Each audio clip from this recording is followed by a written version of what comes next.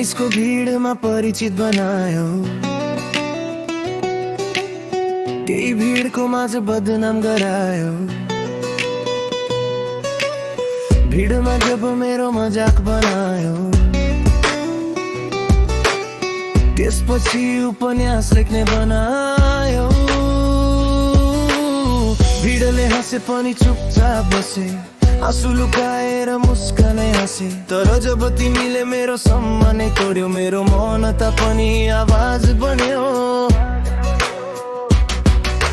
म पनि त मान्छे हुँ, रिस मलाई पनि उठ्छ। ढुङ्गा होइन यो मुटु, चोटको दुःखले पिरोल्छ। मैले आत्मादेखि माया गरेको थिएँ, कुनै स्वार्थको व्यापार थिएन।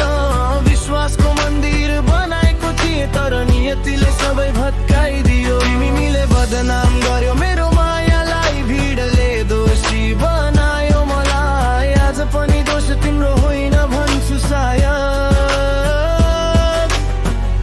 सबै नियतिको खेल थियो।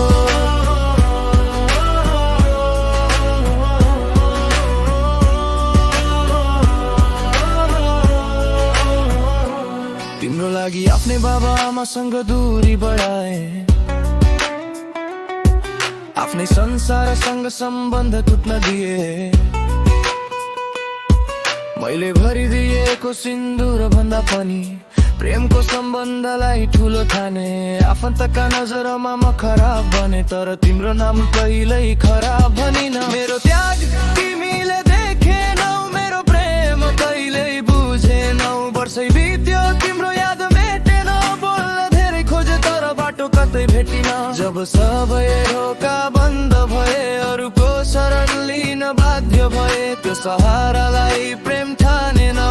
मेरो घाउ कहिल्यै पढेनौ, दुवैको सोच सधैँ एउटै थियो। यही सत्य तिमीले कहिल्यै बुझ्यौ।